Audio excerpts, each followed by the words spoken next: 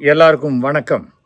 நான் இப்போது ஏற்காட்டில் மவுண்ட் பீக்கோ அப்படிங்கிற ஒரு ரிசார்ட்டில் ஃபேமிலியோடு தங்கியிருக்கேன்.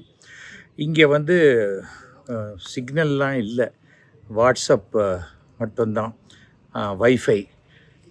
சென்னையிலேருந்து நிறையா ஃபோன் கால்ஸ் வர முடியல. நான் வாட்ஸ்அப் சாதாரணமாக எடுக்கிறது இல்லைன்னு நினச்சிக்கிட்டு நிறைய பேர் வாட்ஸ்அப்பில் என்னை கூப்பிட்றது இல்லை. என்னடா அவர் எடுக்கலையேன்ட்டு ஒருத்தர் மாத்திரம் என்னுடைய ஃப்ரெண்டு பத்திரிகையாளர் டிவி சரவணன், அவர் முழு பேர் நீங்களுக்கே யோசித்து பார்த்தா தெரியும். ஒரு 4-5 கேள்வி அனுப்புகிறேன், அந்த கேள்விக்கு பதிலை மட்டும் நீங்கள் சொல்லி அனுப்புங்க இன்றைய அரசியல் சூழ்நிலையில் அப்படின்னாரு. சரி, ஓகே, நமக்கு என்ன, நம்மளுடைய கருத்துக்களையும் நம்ம சொல்ல போகிறோம். அதுக்கு முன்னாடி இப்போ திருப்பியும் மறுபடியும் ஒரு விஷயத்தை நான் சொல்ல கடமைப்பட்டிருக்கிறேன். நான் இப்போது எந்த கட்சியிலையும் இல்லை, புரியுதா? அதாவது கிட்டத்தட்ட ஒரு 4 வருஷம் முன்னாடியே நான் பிஜேபியிலேருந்து வெளியில் வந்துட்டேன். ஸோ அதிமுக, காங்கிரஸு, பிஜேபி, அவ்வளோதான், முடிஞ்சு போச்சு நம்முடைய அரசியல்ங்கிறது இனிமேல் எனக்கு வேண்டாம் அப்படின்னு டிசைட் பண்ணிட்டேன். ஆனால் திரு மு.க. ஸ்டாலின் அவர்களுடைய ஒரு நல்ல நண்பராக நான் இருக்கிறேன், அதில் எந்த மாற்றமும் கிடையாது. இன்றைக்கி கலைஞர் அவர்களுடைய 103வது வயசு. அதுக்கும் நான் வந்து கலைஞரோடு பழகிய அந்த இனிய நாட்களை போட்டு வச்சுருந்தேன். ஏனென்றால் நமக்கு நட்பு என்பது வேறு, கொள்கை என்பது வேறு. ஓகேயா? நான் ஒரு கட்சியில் இருந்துக்கிட்டு தான் அந்த கட்சிக்கு மாறுதலாக நான் யோசிக்க முடியாதே தவிர, நான் கட்சியில் இல்லாத போது எனக்கு சனாதனத்தை பற்றிய வேறு கருத்துக்கள் இருக்கலாம், அதே போல் வந்து திருப்பரங்குன்றத்தை பற்றிய வேறு கருத்துக்கள் இருக்கலாம். ஆனால் நான் திரு ஸ்டாலின் அவர்களுடைய நல்ல நண்பர். அவர் என்ன பிரச்சாரத்துக்கு கூப்பிட்டு இருந்தால் நான் கண்டிப்பாக போய் பிரச்சாரம் பண்ணியிருப்பேன். கூப்பிடலை, அது அடுத்தது. அதனால் இப்போ வந்து நான் அரசியலில் பார்வையாளனாக நானும் ஒரு பத்திரிகை நடத்திருக்கேன், பத்திரிகை ஆசிரியராக இருந்திருக்கேன். அதே போல் நான் என்னுடைய யூடியூப் சேனலில் என்னுடைய பல கருத்துக்களை சொல்லிகிட்ருக்கேன். என்னுடைய யூடியூப் சேனல் மறுபடியும் நோட் பண்ணிக்கோங்க, SVES 50 TV. ஓகேயா? லைக் பண்ணுங்கள், ஷேர் பண்ணுங்கள், சப்ஸ்கிரைப் பண்ணுங்கள். இது ரொம்ப நாளாக நான் சொல்லவே இல்லை, அதுக்காக தான் சொல்கிறேன். ஓகேயா? அதே போல் என்னுடைய கருத்துக்கள் உங்களுக்கு பிடிச்சிருந்தா, நியாயமாக பேசுகிறான்னு நினச்சிருந்தாங்க, 9841023545 கூப்பிட்டு சொல்லுங்கள். முடியலைன்னா விட்ருங்க, இதில் என்ன இருக்குது? அதே போல் இப்போ நான் கொடுக்குற பேட்டியும் எல்லா சேனல்லையும் தான் போடுறதுக்காக கொடுக்குறேன். யார் வேணால் போட்டுக்கலாம், இதில் ஒன்றும் காப்பிரைட்லாம் ஒன்றும் கிடையாது. ஓகேயா? முதல் கேள்வி, அண்ணாமலை பிஜேபியை விட்டு விலகுவதாக செய்திகள் வருகிறது. செய்தி வரதான் அவர் டெல்லிக்கு போனார், பிஜேபியோட தலைவரை பார்த்து ராஜினாமா கடிதம் கொடுத்து விட்டார். ஆனால் அமித்ஷா அவரை எப்படியாவது சமாதானப்படுத்துறதுக்கு முயற்சி பண்ணுறதாகலாம் சொல்லப்படுகிறது. இந்த அண்ணாமலையுடைய ராஜினாமாவை நீங்கள் எப்படி பார்க்கிறீர்கள்? அண்ணாமலை ராஜினாமாங்கிறது அது ஒரு எதிர்பார்த்த ஒன்று தான். ஏனென்றால் அண்ணாமலை ஒரு நேர்மையான மனிதரே கிடையாது. அவர் போலீஸ் வேலையில் இருந்தார். அங்கே நீக்கப்படக்கூடிய சூழ்நிலை வரும்போது தானே ராஜினாமா பண்ணிவிட்டு அரசியலுக்குள்ளே, அதாவது கர்நாடகாவை விட்டு தமிழ்நாட்டுக்கு அப்படியே பயங்கர சேவை பண்ணுற மாதிரி வந்தார். எனக்கு எங்கிட்ட ஆசீர்வாதமும் வாங்கி கொண்டு எங்கள் வீட்டில் அப்போது துணை தலைவராக அவரை போட்டபோது சொன்னேன், 10ஓட 1 11ஆக ஆயிடாதீங்க, நீங்கள் நம்பர் 1 வருவதற்குண்டான வாய்ப்புகள் இருக்கிறது, ஆனால் நேர்மையாக இருக்க பாருங்கள், அதுதான் ரொம்ப முக்கியம் அப்படின்னு நான் சொன்னேன். கண்டிப்பாக அப்படின்னாரு. கடைசியில் நேர்மையாகவும் இல்லை. ஏனென்றால் என்னுடைய குடும்ப செலவுக்கே மாதம் 10 லட்ச ரூபா யாரோ கொடுக்குறேன். எனக்கு தெரிஞ்சு தானம் வாங்கி சாப்பிட்றவனுக்கு 10 லட்ச ரூபா தானம் வாங்கி சாப்பிட்ற முதல் நபரை நான் இப்போ தான் பார்த்தேன். அவசரத்துக்கு வேணால் 2 இட்லி வாங்கி கொடுக்கலாம், எனக்கு தங்க பிளேட்டில் பிரியாணி வாங்கி கொடு அப்படின்னு கேட்குற ஒரு யாச்சகம் பெற்ற ஒரு அண்ணாமலையை நான் அதிசயமாக பார்த்தேன். அப்போவே தெரிஞ்சு போச்சு இந்த ஆள் ஒரு பெரிய ஃப்ராடு அப்படின்னு. அது ஆரம்பத்திலேருந்து நான் தான் சொல்லிக்கிட்டே வந்தேன். அதற்கு பிறகு எனக்கு தெரிஞ்ச வரைக்கும் இவர் சுமார் 1 கோடி ரூபா ஒரு மாதத்துக்கு செலவழித்து மீடியாவில் இவரை பூஸ்ட் பண்ணி, அதாவது பிஜேபியை விட அண்ணாமலை தான் பெரியவர் அப்படிங்கிறத பூஸ்ட் திரும்பின பக்கம்லாம் அண்ணாமலை இல்லைன்னா பிஜேபியே கிடையாது அப்படிங்கிற அளவுக்கு அந்த இதை மீடியாவை கொண்டு யூஸ் பண்ணிட்டாரு. எனக்கு தெரிஞ்சு ரொம்ப நேர்மையானவர்கள், ரொம்ப நடுநிலையானவர்கள்ங்கிறவங்கெல்லாம் கூட அண்ணாமலைக்கிட்டேருந்து வாங்கிறத வாங்கிக்கிட்டு அண்ணாமலையை மாதிரி ஒருத்தர் உண்டா, அண்ணாமலை மட்டும் இல்லைன்னா ஐயோ நினச்சி கூட பார்க்க முடியலப்பா அப்படிங்கிற மாதிரி ஜனா கிருஷ்ணமூர்த்தி, இலா கணேசன், அது மாதிரி எத்தனையோ பேர் கை காசை போட்டுக்கிட்டு பஸ்ஸில் போய் கட்சியை வளர்த்தவங்கெல்லாம் தமிழ்நாட்டில் இருந்திருக்காங்க. இது ஜனசங் அப்படிங்கிற ஒரு அமைப்பிலேருந்து வந்தது. ஆர்எஸ்எஸ் உடைய ஒரு சித்தாந்தங்களை உள்ளடக்கிய ஒரு விஷயம். பொதுவாகவே இந்த பிராமணர்கள் பிஜேபியை ஆதரிப்பாங்கங்கிறது ஒரு தெரிஞ்ச விஷயம். இதுதான் இதில் மோடி வந்த பிறகு தமிழ்நாட்டில் மோடி வந்துட்டார், இனிமேல் இந்தியா சிறப்பாக. அதில் அந்த மோடியை பற்றின எனக்கு செகண்ட் ஒப்பீனியன்லாம் ஒன்றும் கிடையாது. மோடி என்னை பொறுத்த வரைக்கும் ஒரு நல்ல நண்பர்னு அவர் என்னை அழைத்திருக்கிறார், நான் அவர் அழைச்சிருக்கேன். அதுக்கப்புறம் மறந்துட்டார், நான் மறக்கலை, அதை வச்சுருக்கேன், அவ்வளோதான். மோடியை பற்றி ஒன்றும் பிரச்சனை இல்லை. ஆனால் மோடியினுடைய கட்சியில் மோடிக்காக ஒருத்தர் சேர்ந்திருக்காருங்கிறது தான் அண்ணாமலைக்கு பெருமையாக இருந்ததே தவிர அண்ணாமலையாலெல்லாம் மோடிக்கு எந்த பெருமையும் கிடையாது. தவிர பிஜேபி இன்னி வரைக்கும் அந்த 3% ஓட்டை தாண்டவே இல்லை. இவர் என்ன எதிர்பார்த்தாரு, தன்னையே தொடர்ச்சியாக வச்சுருக்கணும்னு எதிர்பார்த்தாரு. அதுக்காக என்ன பண்ணார், ஒரு 3% ஓட்டு வங்கி இருக்கக்கூடிய பாரதிய ஜனதா 30% ஓட்டு வங்கி இருக்கக்கூடிய அதிமுகவை அப்படியே சுண்டி அப்படி விட்டுடலாம் அப்படின்னு நினச்சி பேசினார். எடப்பாடி அவர்கள் இபிஎஸ் அவருடைய உண்மையான ஒரு பலம் தெரியல அண்ணாமலைக்கு. நம்ம ஈஸியாக அப்படி லெஃப்ட் ஹேண்டில் டீல் பண்ணலான்னு நினச்சா அவர் மோடி அமித்ஷாவையே லெஃப்ட் ஹேண்டில் டீல் பண்ணுறவராக இருக்கார். என்ன பண்ண முடியும் சொல்லுங்கள்? தேர்தலில் ஜெயிக்கிறோம் தோக்குறோம் அதெல்லாம் வேறு விஷயம். ஒரு கட்சியை அவர் நடத்துறது ரைட்டாக தப்பா அதெல்லாமும் நான் போகலை. ஆனால் தமிழ்நாட்டில் அதிமுக தான் அப்படிங்கிற ஒரு ஃபிக்ஸ்டு விஷயத்தில் இருந்துட்டார். இவரை மாற்ற முடியல. இவர் கச்சாமுச்சான்லாம் பேசினார், ஜெயலலிதாவை பற்றி தப்பாக பேசினார், எல்லாமே பேசினார். கடைசியில் பார்த்தா கூட்டணிக்கு சேரணும்னு பிஜேபி ரொம்ப சொன்னபோது அண்ணாமலை இருந்தால் இந்த கூட்டணி கிடையாது அப்படிங்கிறத ரொம்ப தெளிவாக சொல்லிட்டார். 4:30 மணிக்கு அண்ணாமலைக்கு பதிலாக நயினார் நாகேந்திரன் அப்ளிகேஷன் போட்டு அண்ணாமலை கிடையாதுன்னு தெரிஞ்சப்படி தான் வீட்டை விட்டு கிளம்பி ஐடிசிக்கு போய் சோழாவில் அந்த பேச்சுவார்த்தையில் கலந்து கொண்டவர். அப்படிப்பட்டவர். அதனால் என்னாச்சு, இவருக்கு கொஞ்சம் கொஞ்சமாக எல்லா விதத்துலையும் இவர் எதிர்பார்த்த மாதிரி நடக்கலை. அவர் எந்த ஒரு கட்சியிலையுமே தலைமையில் இருக்கும்போது இவர் என்ன பண்ணார், ஒரு பிராமணன் கூட இந்த கட்சியில் இருக்கக்கூடாதுன்ட்டு எல்லாரையும் ஒழிச்சு எடுத்துட்டார். அதுக்கு பிறகு பல பிராமணர்கள் ஐயோ இல்லை அண்ணாமலை சும்மாவா அப்படிங்கிற மாதிரி லூஸ் தரமாக பேசிக்கின்னு அண்ணாமலையை தான் சப்போர்ட் பண்ண. ஆனால் அண்ணாமலைக்கு மேலே அவருடைய பிரதனில்லாவுடைய செங்கல் சூளை அது இதுன்னு அந்த பற்றின டீட்டெயில்ஸ் எல்லாம் மாரிதாஸ் அவரை கேளுங்க. அவர் கிட்டத்தட்ட 2000 கோடி ரூபா வரைக்கும் அண்ணாமலை இந்த 4 வருஷத்தில் சேர்த்துட்டாருங்கிற மாதிரி கணக்கு அவர் யூடியூப்பில் அவரே சொல்லியிருக்காரு. அதுக்கு ஒன்றும் யாருமே பதில் சொல்லவே இல்லை. அண்ணாமலை பிரச்சாரம் பண்ணார், 11% ஆயிடுச்சு அப்படின்னார். எங்கே 11% ஆச்சு? நீங்கள் நல்லா யோசிச்சு பாருங்கள். 24 பாராளுமன்ற தேர்தலில் மோடியா ராகுல் காந்தியா, இதுதானே கேள்வி. மோடி இல்லை ராகுல் காந்தி, இவங்களுக்கு தானே ஓட்டு போடுவாங்க. அந்த சமயத்தில் எடப்பாடி எனக்கு ஓட்டு போடுன்னு கேட்டால் யார் போடுவாங்க? அதனால அதிமுகவுக்கு வர வேண்டிய ஓட்டுக்கள் எல்லாம் மாறிப்போச்சு. அதனால் அது பிஜேபிக்கு வந்த ஓட்டு, பிஜேபியினுடைய வளர்ச்சி கிடையவே இல்லை. பிஜேபி 3% மேலே தமிழ்நாட்டில் வளரலை, இதுதான் உண்மை. அதை புரிஞ்சுக்காமல் இவர் சொன்னதையே எல்லாரும் நம்பிக்கிட்டு, இவர் காசு கொடுத்தவங்கெல்லாம் இவர் சொன்னதையே இவரை விட அதிகமாக கூவிக்கிட்டு பண்ணிட்டாரு. ஆனால் உண்மை தெரிஞ்சு போச்சு. இப்போ கூட தான் பறந்து ஹெலிகாப்டர்லலாம் போய் பிரச்சாரம் பண்ணார். ஏன் ஜெயிக்கலை? அது 10 தொகுதியோ 17 தொகுதியோ எத்தனை தொகுதியோ இவர் எல்லாத்துக்கும் தானே போனார். ஒரு 10 தொகுதியாக ஜெயிச்சிருக்கணும்ல. அப்போ ஒன்றே ஒன்று தானே ஜெயிச்சுது. அப்போ அண்ணாமலையினால் பிஜேபி இல்லை அப்படிங்கிறது டெல்லிக்கும் தெரிஞ்சு போச்சு.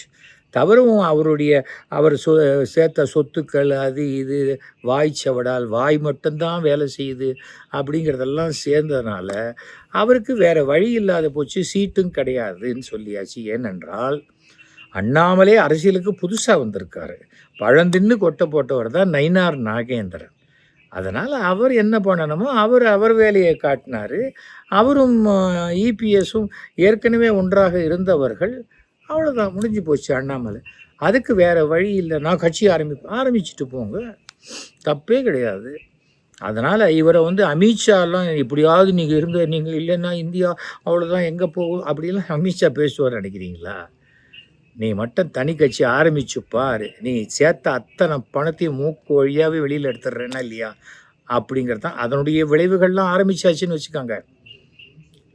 ரைடு யாருக்கு போகணுமோ ரைடு வர ஆரம்பித்தாச்சு, அதெல்லாம் ஆச்சு. இப்போது ஒய் கேட்டகரிக்கு இவருக்கு என்ன உயிர் பயம்?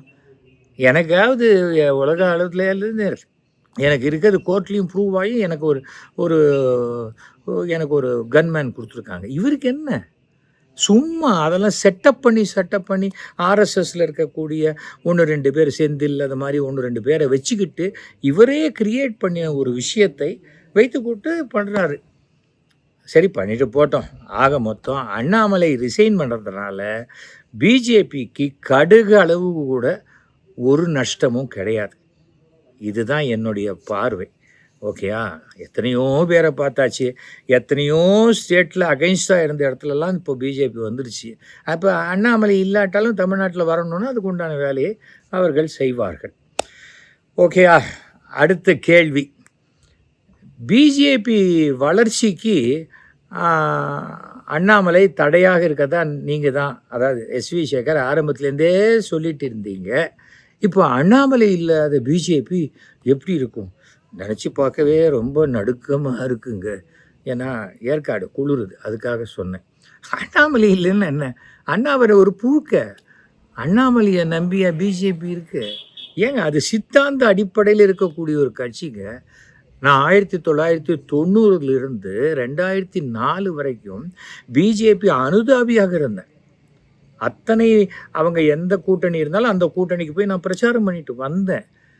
2013 மோடி அவர்கள் கேட்டுக்கொண்டதற்காக நான் பிஜேபியில் சேர்ந்தேன். ஏன்னா அதுக்கு முன்னாடி 2 கட்சியில் இருந்துட்டேன். ஏடிஎம்கே, காங்கிரஸில் ஒரு 6 மாதம் இருந்தாச்சு. அதனால் பிஜேபிக்கு நான் வந்தேன். நான் என்ன சொன்னேன்னா, அண்ணாமலை ஒரு ஃப்ராடு, வாயை திறந்தா பொய், மாதம் 10 லட்ச ரூபா ஃப்ரெண்ட்ஸு கொடுக்குறாங்க, இது இந்த வாட்ச் அப்படியே ராக்கெட்லேருந்து கீழே விழுந்ததுலேருந்து எடுத்து பண்ண வாட்ச்சு, இது 10 லட்ச ரூபா வாட்சை 3 லட்ச ரூபாய்க்கு கொடுத்துருக்காங்க, பில்லு தானே நான் நாளைக்கே தரேன்னு சொல்லி ஒரு 3 மாதம் கழிச்சு யாரோ பொட்டி கடையில் கையில் எழுதி தம்மா தூண்டு சீட்டு கொடுப்பாங்களே அந்த மாதிரி ஒரு சீட்டை கொடுத்து எல்லா விஷயமும் எல்லாருக்கும் தெரிஞ்சு போச்சு. அதை தாண்டி மீடியாவுடைய சப்போர்ட்டு, அதாவது இவர் என்ன பண்ணுறாரோ பிரதிபலனுக்காக மீடியா அவரை தூக்கி வச்சு அதை வச்சுட்டு ஒரு பிம்பத்தை கட்டமைத்தாரே தவிர அண்ணாமலை அதுக்கெல்லாம் ஒர்த்தே கிடையாது. அவ்வளோதான். அவர் ஒரு ரிசைன்டு ஒரு ஐபிஎஸ் ஆஃபீஸர், அவ்வளோதான். அதனால் ஒன்றும் ஆகாது பிஜேபிக்கு.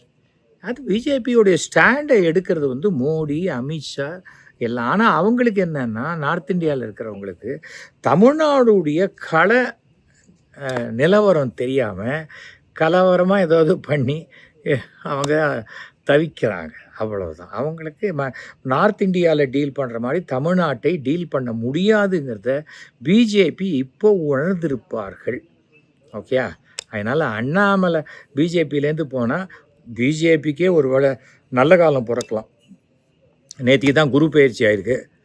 ஒரு வேளை பிஜேபிக்கு சனி பயிற்சியும் ஆகி நல்லது நடக்கலாம் இல்லையா? அடுத்த கேள்வி என்ன?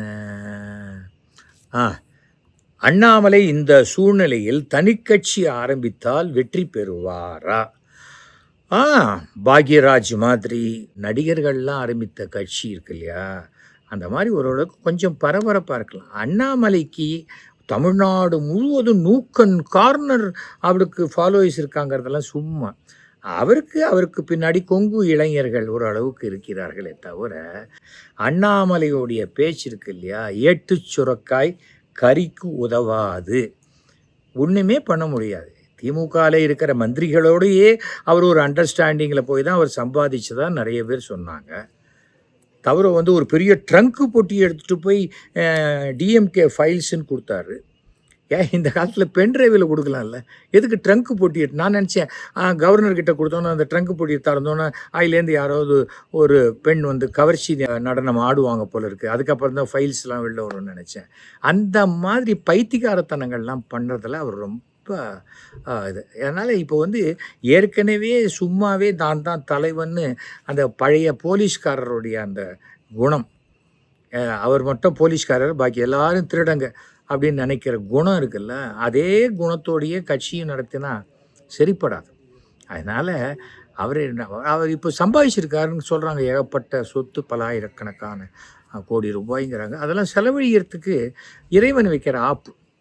நீ எங்கே எடுத்தியோ அங்கே தான் செலவழிக்கணும். அதற்குண்டான ஒரு சந்தர்ப்பத்துக்கு தான் இந்த புதிய கட்சி.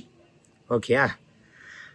அதுக்கு அடுத்தது அண்ணாமலை வாசஸ் விஜயா வரக்கூடிய தேர்தல், அல்லது விஜய் வாசஸ் உதயநிதி ஸ்டாலினா? கண்டிப்பாக விஜய் வாசஸ் உதயநிதி ஸ்டாலின் தான். அண்ணாமலை இந்த கேமுக்கே வர முடியாது. தம்பி ஓரமாக போய் விளையாடு அப்படின்னு சொல்லிடுவாங்க. அது நம்மளுடைய முதலமைச்சர் விஜய் இருக்கார் இல்லையா, இன்னும் சில பல கட்சிகள் அப்படின்லாம் சொல்கிறார் இல்லையா, அந்த சில பலையில் வேணால் இவர் வரலாம், அதுக்கு மேலே சிலவில் வரலாம், இல்லை பலையில் வரலாமே தவிர எனக்கு எதிர் அண்ணாமலைன்னு விஜய் வாயால் பேசுகிற அளவுக்கெல்லாம் அண்ணாமலை அங்கே ஒன்றுமே கிடையாது. ஓகேயா? அவங்க ஒரு நேர்மையான ஆட்சியை கொடுக்கணுன்ட்டு முயற்சி பண்ணுறாங்க. அது பண்ணுறாங்களா இல்லையாங்கிறது அடுத்த கேள்வியில் பதில் சொல்கிறேன். ஆனால் இந்த இதில் தேர்தலெல்லாம் இந்த 3% இவர் பிச்சு பீராஞ்சி அந்த 3% ஒரு 10%, 3%ங்கிறது எவ்வளோ இருக்கோ அதில் 10% வேணால் எடுக்கலாம். அதுக்கு மேலே அண்ணாமலைக்கு இல்லை. அண்ணாமலைக்கு இப்போ 1 கோடி பேர் உறுப்பினர், 30 லட்சம் பேர் ரெடியாக இருக்காங்க. நாளைக்கே அண்ணாமலை சொன்னால் அப்படியே கணத்தில் குதிச்சுடுவாங்க. இதெல்லாம் திருப்பி நாமளே காசு கொடுத்து நாமளே நடத்துகிற மீடியாவில் நாமளே சொல்லி அதையே பார்த்துக்கிட்டு நாமளே சந்தோஷப்படுற ஒரு விஷயந்தானே தவிர வேறு எதுவுமே கிடையாது. அதெல்லாம் தனி கட்சி ஆரம்பித்தா அவர் தனித்து நிற்கலாம், அவ்வளோதான். அதனால் ஆனால் ஒன்று, எத்தனை பேரை பாடுபடுத்திருக்காரு. அண்ணாமலை இருந்த வரைக்கும் யார் ஜெயித்தாங்க? நான் குறைச்ச ஓட்டில் தோத்தேன்னு தான் சொன்னார். அதுக்காக பார்லிமெண்ட்டில் ஒன்று தரையில் உட்காந்து வைப்பாங்களேன்னு கேட்டேன். என்ன ஜெயிக்கவே இல்லையே, சொந்த தொகுதியே அவர் ஜெயிக்கலையே. அவர் எப்படிப்பட்டவர்னா, விசுவாசத்தில் முதல் தடவை அரவக்குறிச்சியில் நிற்கும்போது மோடி படத்தை போட்டால் நமக்கு ஓட்டு வராதோ தமிழ்நாட்டில்னு மோடி படம் போடாதையே ஓட்டு கேட்டவர் அண்ணாமலை. அப்படிப்பட்டவர் அவர். ஆனால் அவர் இட்ஸ் வெரி பயங்கரமான ஒரு கிரிமினல் மென்டாலிட்டி உள்ள ஒரு எக்ஸ் போலீஸ்மேன். அதனால் தனி கட்சியெல்லாம் வாய்ப்பே கிடையாது. ஒருவேளை பெரிய ஜோசியர் யாராவது ஏதாவது சொல்லி இவர்கிட்ட பெரிய பணத்தை கறந்து இவரை ஒழிக்கிறதுக்கு பார்த்தா, ஆனால் தனி கட்சி என்பது தான் எனக்கு அது பிடிச்சிருக்கு. ஏன்னா எத்தனை பேரை வதைச்சி நம்ம சம்பாதிச்ச பணம்லாம் போகணுன்னா தனி கட்சி ஆரம்பித்தா தான் முடியும். ஓகே, 5வது கொஸ்டின், விஜய் அவர்களுடைய இந்த 1 மாத ஆட்சியை எப்படி பார்க்கிறீர்கள்? விஜய் அரசியலுக்கு வரணும்னு வந்திருக்காரு. முதல் அட்டம்ப்ட்லேயே பெரிய சக்ஸஸ். ஆனால் ஃபுல் மெஜாரிட்டி அவரால் எடுக்க முடியல. அவர் ஒரு தீய சக்தி திமுகன்னு சொன்னார். அந்த தீய சக்தியில் ஜெயித்தவங்களை வச்சு தான் இவர் இப்போ ஆட்சி அமைச்சிருக்கிறார் இல்லையா? அப்போது இது எப்படி என்னுடைய ஆட்சி 100% தூய சக்தின்னு சொல்ல முடியாது. அதில் ஒரு 10 பேர் தீய சக்தியை நான் சேர்த்துட்டுருக்கேன். கொஞ்ச நாள் கழிச்சு அவங்கள நான் சரி பண்ணி தூய சக்தியாக மாற்றிடுவேன்னு சொல்லலாம். ஆனால் ஒரே ஒரு விஷயம் என்னென்னா, இன்றைக்கு விஜயின் கட்சியினுடைய வெற்றி, தமிழக வெற்றி கழகத்தினுடைய வெற்றி என்பது விஜய் என்ற ஒரு மிகப்பெரிய நடிகனுடைய முகம் மட்டும்தானே தவிர வேற யாருமே கிடையாது. அதனால் அவர் மிக தைரியமாக, தபார் என் பேச்சை மட்டும் கேட்டீங்க நான் ஓகே, இல்லை மொத்தமாக கலைச்சிட்டு நான் போயிடுவேன்னு ஒரு நிமிஷம் அவர் சொல்லிட்டா போகிறோம்.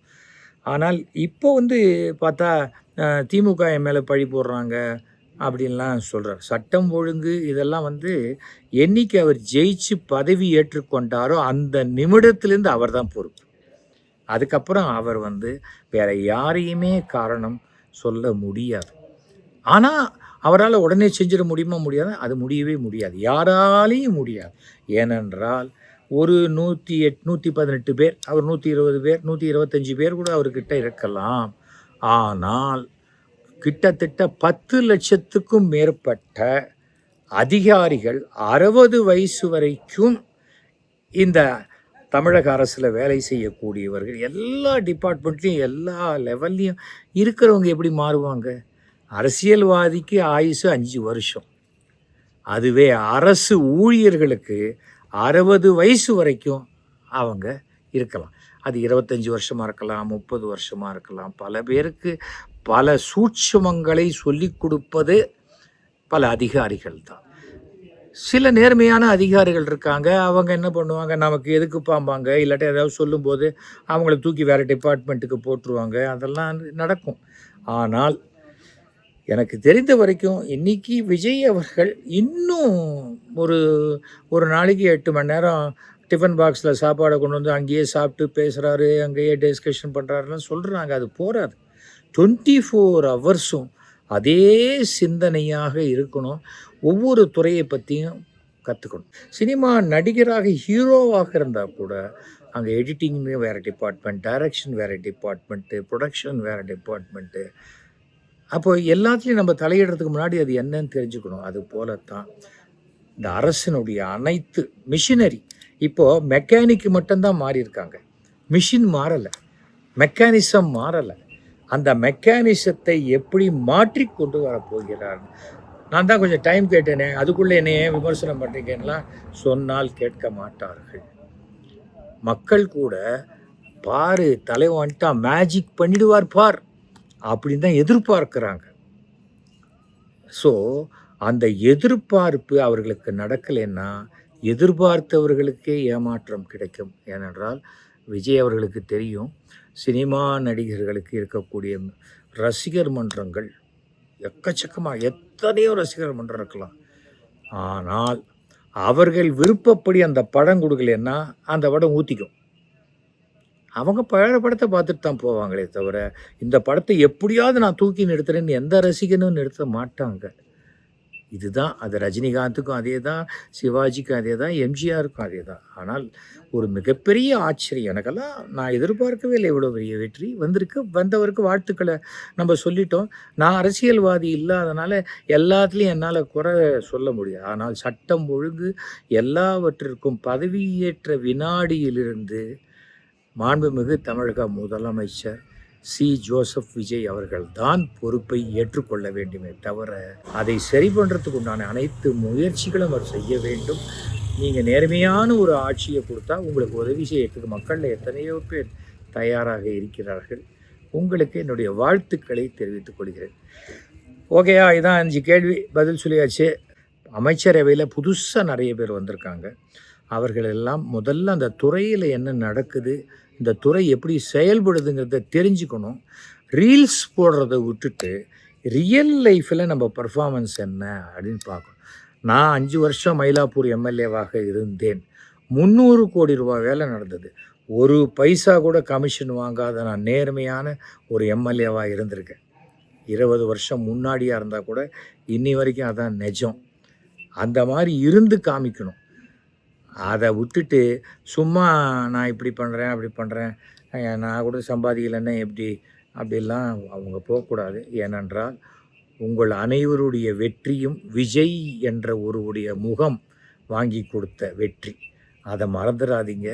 நீங்கள் என்ன சின்ன தப்பு பண்ணாலும் அந்த தப்பு உங்கள் தலைவர் மாண்புமிகு தமிழக முதல்வர் சி. ஜோசப் விஜய் அவர்களை தான் பாதிக்குங்கிறத மனசில் வச்சுக்கிட்டு 24 மணி நேரமும் நீங்கள் ஜாகிரதையாகவும் நேர்மையாகவும் ஒழுக்கமாகவும் இருந்தீங்கன்னா உங்களுடைய ஆட்சி வெற்றி பெறுவதற்குண்டான வாய்ப்புகள் இருக்கிறது. அனைவருக்கும் நன்றி, வணக்கம்.